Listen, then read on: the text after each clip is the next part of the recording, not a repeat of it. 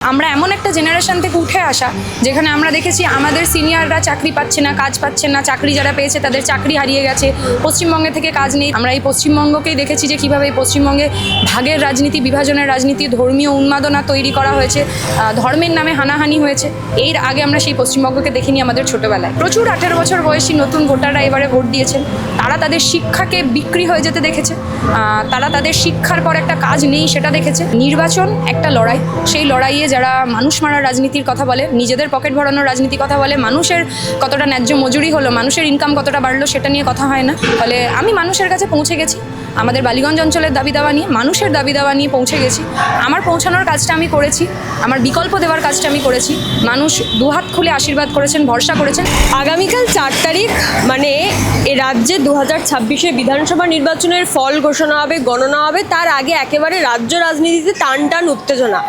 অন্যদিকে যেটা রয়েছে বালিগঞ্জ বিধানসভা কেন্দ্র, এই বালিগঞ্জ বিধানসভা কেন্দ্রে এবারে লড়াইটা কিন্তু হয়েছিল দুটো জেনারেশনের, অর্থাৎ শুধুমাত্র দুটো প্রার্থীর মধ্যে নয়, দুটো জেনারেশনের লড়াই হয়েছিল। একদিকে বামফ্রন্টের তরফ থেকে সিপিআইএম প্রার্থী আফরিন বেগম, জেনজি প্রার্থীদের মধ্যে অন্যতম মুখ। অন্যদিকে শাসক দলের শোভনদেব চট্টোপাধ্যায়, দীর্ঘদিন তার রাজনৈতিক ইতিহাস রয়েছে, একাধিকবার তিনি ভোটে দাঁড়িয়েছেন এবং যে কেন্দ্রেই দাঁড়িয়েছিলেন সেই কেন্দ্রেই জিতেছিলেন। এবারে বালিগঞ্জের এই যে দুটো জেনারেশনের লড়াই, এই নিয়ে প্রচুর কথাবার্তা, আলাপ আলোচনা তো হয়েছে।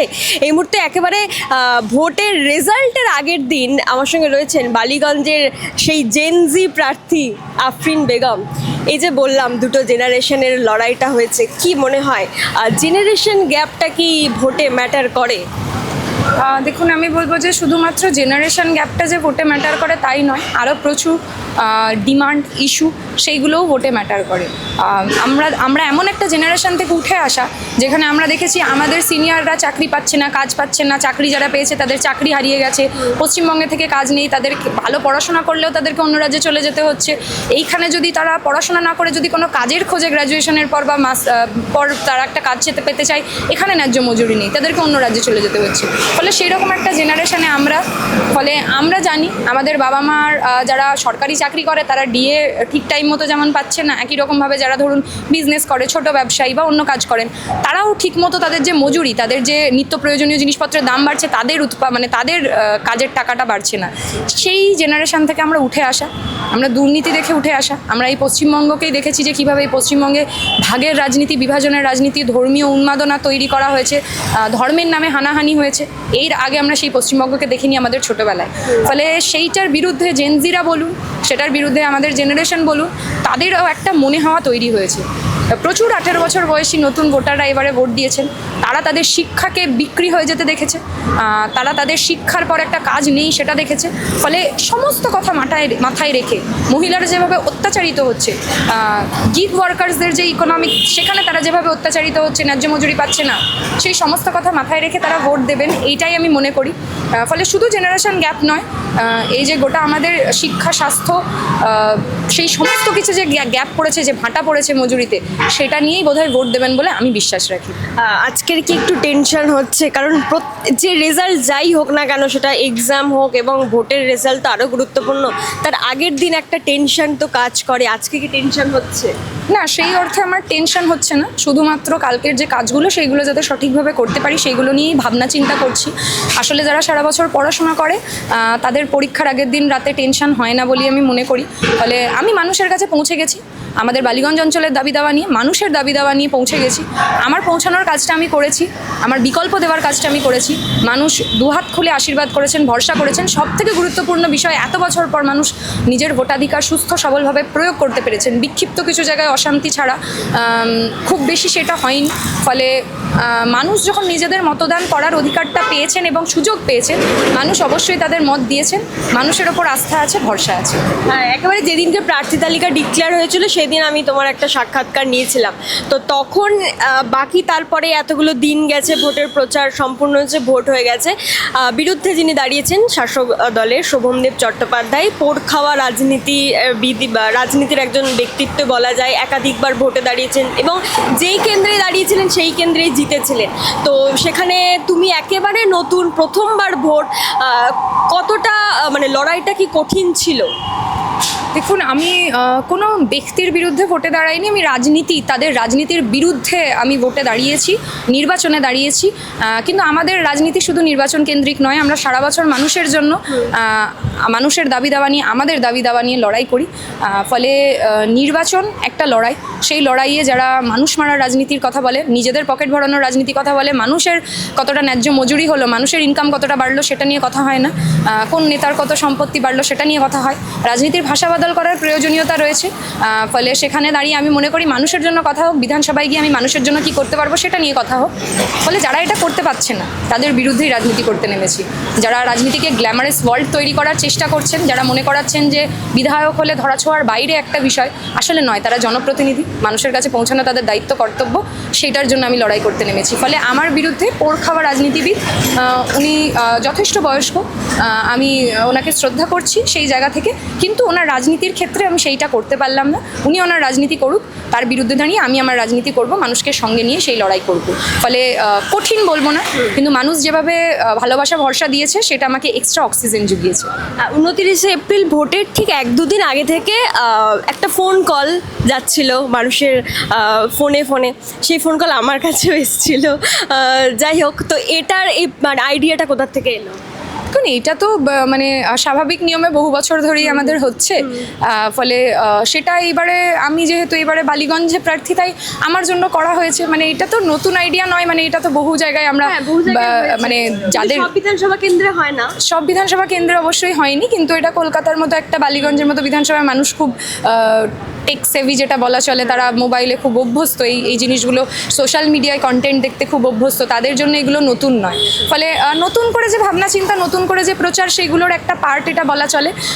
আমরা তো ধরুন ইলেকট্রাল বন্ডে টাকা নিই না, যারা ইলেকট্রাল বন্ডে টাকা নেয় তারা বিভিন্ন জায়গায় এটা বহুবার করে করাতে পারে। আমাদের জন্য যে সীমিত টাকা মানুষের কাছ থেকে পাওয়া, মানুষের ভালোবাসায় পাওয়া, সেখান থেকে কিছু কিছু জায়গায় আমরা এরকম করাতে পেরেছি, মানুষের কাছে পৌঁছে যাওয়ার চেষ্টা করেছি, যাতে যাদের কাছে পৌঁছাতে পারিনি তাদের কাছে যদি সোশ্যাল মিডিয়া মারফত, এই ফোন কলগুলোর মারফত পৌঁছাতে পারি। এবং এই যে স্ট্রং রুম নিয়ে এখন একটা তরজা চলছে, এটা কি কোথাও গিয়ে একটু ভয় লাগাচ্ছে বা আশঙ্কা দিচ্ছে? কারণ বিজেপি অভিযোগ করছে শাসক দল স্ট্রং রুমের বাইরে ধর্ণা দিচ্ছে, এই যে একটা বিষয় চলছে এখন বর্তমানে। দেখুন, আসলে এইবারে যে নির্বাচনটা হয়েছে সেই নির্বাচন আগে আমরা কেউ কখনো এইভাবে দেখিনি, কিন্তু মানুষ তাদের গণতান্ত্রিক অধিকার প্রয়োগ করতে পেরেছে, সেটা খুব একটা ভালো বিষয়, পজিটিভ দিক আমি মনে করি। কিন্তু তারপরে দাঁড়িয়ে এই যে স্ট্রং রুম নিয়ে একাধিক ঘটনা, স্ট্রং রুমকে যেরকমভাবে দেখানো হচ্ছে এবং যে ধরনের কিছু বিক্ষিপ্ত ঘটনাও আসছে, যাতে সেখানে কোনো রকম কোনো কারচুপি না হয়, দুর্নীতি না হয়, সেইটা দেখার দায়িত্ব যেমন পুলিশ প্রশাসন, যেমন কেন্দ্রীয় বাহিনীর, যেমন ইসিআইয়ের, আমরা মনে করি আমাদেরও দায়িত্ব আছে। সেটা থেকে দাঁড়িয়ে কেউ যদি মনে করেন তারা পাহারা দেবেন, অশান্তিকে এড়াবেন, বাংলার মানুষ অশান্তি চাইছে না, বাংলার মানুষ সুস্থ সবলভাবে নির্বাচন চেয়েছে, সেটা হয়েছে। এবং এই মুহূর্তে দাঁড়িয়ে ভয়ের পরিবেশ সেটা বাংলার মানুষ চাইছে না, যাতে নির্বাচনের পরবর্তী সময়ে, ভোট হিংসা পরবর্তী সময়ে কোনো রকম হিংসার ঘটনা না ঘটে, কোনো রকম কোনো দাঙ্গার ঘটনা না ঘটে, সেইটাও যতটা গুরুত্ব দিয়ে দেখা দরকার। একই সাথে সবাইকে, সব দলগুলোকে, সব দলের কর্মীদেরকে, পুলিশ প্রশাসনকে, কেন্দ্রীয় বাহিনীকে ঠিক একই রকমভাবে যাতে গণনার দিন কোনো রকম কোনো বিক্ষিপ্ত অশান্তি না হয়, কোনো রকম কোনো ঝামেলা না হয়, কারোর ওপর অ্যাটাক না হয়, প্রত্যেক দলের কর্মীরা যাতে সুস্থ সবলভাবে থাকতে পারে, সমর্থকরা সুস্থ সবলভাবে থাকতে পারে, সাধারণ মানুষ যাতে সুস্থ সবলভাবে থাকতে পারে, তাদের জন্য কোনো রকম কোনো ক্ষতি না হয়, সেইটা দেখার দায়িত্বও রয়েছে। যে নিয়মগুলো রয়েছে সেই নিয়মগুলো যদি যথাযথভাবে পালন হয়, যাদের যা দায়িত্ব, পুলিশ প্রশাসন, কেন্দ্রীয় বাহিনী, তারা যদি সেগুলো পালন করে, তাহলে এই ধরনের অনভিপ্রেত কোনো রকম কোনো ঘটনা ঘটার কোনো কথা নয়। সেটা যাতে না ঘটে, আমরাও সেটার জন্য স্ট্রং রুমগুলোতে পাহারা দিচ্ছি, আমরাও রয়েছি। এই যে মানে যদি বালিগঞ্জ কেন্দ্র থেকে তুমি জিতে আসো, তাহলে কি কি করবে সেটা এতদিন তো আমরা সবাই জেনেছি। এবার আরও একটা বিষয় তো চলে আসে, যদি মানে রাজনীতিতে তো খেলা ঘুরতেই পারে যে কোনো সময়, যদি কোনো কারণে জিততে না পারো, তাহলে কিভাবে বালিগঞ্জের মানুষের জন্য কাজ করবে? দেখুন, আমি এটাই বলবো যে আমি তো বালিগঞ্জেরই মেয়ে, ছোটো থেকে এখানেই বড় হয়েছি, রাজনীতির ময়দানে লড়াই করতে নেমেছি, বাড়ি ছেড়ে কোথাও চলে যাব না, বাড়িতেই থাকতে হবে, লড়াই করতে হবে। আমি কনফিডেন্ট যে মানুষ আমাকে ভালোবাসা ভরসা দিয়েছেন, তারাই আমাকে জেতাবেন। ফলে যদি এই ঘটনা না ঘটে, আমি মনে করছি আমি জিতবো। যদি তাও এই ঘটনা যদি না ঘটে, যদি হেরে যাই, তাহলে এটাই বলতে চাই যে বালিগঞ্জের মানুষকে হারতে দেবো না, বালিগঞ্জের মানুষের জন্য, বাংলার মানুষের জন্য দাবি দাওয়া নিয়ে লড়াই করব, এই পাড়ায়, এই এলাকায়, এই মহল্লাতেই থাকবো, নিজেদের লড়াই থেকে কোনোদিন পিছিয়ে হাঁটতে শিখিনি, হেরে যেতে শিখিনি, শিখেছি, যে কোনো ময়দান থেকে লড়াই থেকে শিখেছি, সেই শেখাটাকে কাজে লাগাবো, আবার মানুষের কাছেই ফিরে যাব। আচ্ছা, একটা জিনিস যেটা বিষয় যে আমরা দেখেছিলাম যেটা নেপালের ক্ষেত্রে হয়েছিল, যে জেনজি সরকার বা জেনজিরা উঠে আসাতে এই যে ভিআইপি কালচার সেখানে বন্ধ হয়ে যাওয়া, বাংলার রাজনীতিতে কি মনে হয় যদি এরকম তোমাদের মতন কিছু জেনজি মুখ আরও উঠে আসে, তাহলে কি বাংলার রাজনীতিতে এই যে একটা ভিআইপি কালচার, সাধারণ খেটে খাওয়া মানুষকে একটা চোখে দেখা এবং নেতা মন্ত্রীদেরকে আর একটা চোখে দেখা, এই কালচারটাকে বদলানোর খুব দরকার, আর এটা করতে গেলে কি জেনজিরা একমাত্র পথ? তোমার কি মনে হয়? দেখুন, আমি মনে করবো যে কেউ সুস্থ সবল বুদ্ধিসম্পন্ন মানুষই যদি হন, তাহলে তিনি সেটা বদলানোর চেষ্টা করবেন। শুধু জেনজিদেরকে এসেই এই রেভলিউশন আনতে হবে এমনটা নয়। আমি যেটা প্রথমেই বললাম যে জনপ্রতিনিধির, বহুবার একাধিক জায়গায় বলেছি যে জনপ্রতিনিধির কাজ মানুষের কাছে পৌঁছে যাওয়া। ভিআইপি কালচার বলুন, সেলিব্রিটি কালচার বলুন, সেটাকে রাজনীতির ময়দানে নিয়ে এসে ধরাচড়ার বাইরে পৌঁছে যাওয়া নয়। যে মানুষের ভোটে তারা জনপ্রতিনিধি হয়েছেন, সেই মানুষের জন্য যাতে আগামী 5 বছর কাজ করতে পারেন, সেটার জন্য অঙ্গীকারবদ্ধ হওয়া প্রয়োজন। রাজনীতির ভাষা বদল হওয়ার প্রয়োজন আছে, এটা কোনো গ্ল্যামারাস ওয়ার্ল্ড নয়। এখানে আপনি মানুষের ভোটে আসছেন, তাহলে মানুষের জন্য আপনি কাজ করবেন, মানুষের জনপ্রতিনিধি আপনি। ফলে আমি মনে করি সেটা জেনজিরা খুব সহজ কথা সহজভাবে বলে দিতে জানে বলে জেনজিরা এই প্রশ্নগুলো করতে পারে। আমি যদি বালিগঞ্জে মানুষ যদি দায়িত্ব দেন, তাহলে অবশ্যই আমি এই ভিআইপি কালচার তো বন্ধ করবই, নিজেকে কোনোদিন সেই জায়গায় তো পৌঁছাবো না। আরও যারা যারা এটা করার চেষ্টা করবেন তাদের বিরুদ্ধেও ব্যবস্থা নেব, যাতে তারাও এটা রিয়েলাইজ করুক যে যাদের ভোটে আমরা জিতে এসেছি, আমার দায়িত্ব হওয়া উচিত 5 বছর তাদের জন্য কাজ করা। এর আগে আমাদের যারা বিধায়ক ছিলেন, প্রশ্নটা শুধু আমাকে নয়, আমার এলাকাবাসীর জন্য তারা কবার পৌঁছে গেছিলেন। আমাদের যখন কারেন্টের সমস্যা হচ্ছে, আমাদের যখন জলের সমস্যা হচ্ছে, আমাদের যখন রাস্তায় জল জমে যাচ্ছে, 5 দিন ধরে আমরা বেরোতে পারছি না, সেই মুহূর্তে দাঁড়িয়ে তারা কজন রাস্তায় নেমে আমাদের জন্য সেই সমাধানটা করেছিলেন, আমরা তাদেরকে পাইনি। তাহলে তারা কীরকম বিধায়ক হলেন, কীরকম জনপ্রতিনিধি হলেন, এই প্রশ্নটুকু রইল। ফলে অবশ্যই আমি নিজের রাজনৈতিক বোধ জন্মানোর পর যেরকম জনপ্রতিনিধি চাইতাম যে মানুষের জন্য কাজ করবে, প্রতিটা বাড়ি বাড়ি পৌঁছে যাবে, মানুষের মুখ থেকে সমস্যা শুনে সেটাকে সমাধান করার চেষ্টা করবে, আমি নিজে সেটা হওয়ার চেষ্টা করেছি এবং আগামী দিনেও সেটাই হওয়ার চেষ্টা করব। সেটার জন্যই লড়াই। আমি মনে করি একদিনে হবে না, কিন্তু একদিনে অবশ্যই হবে।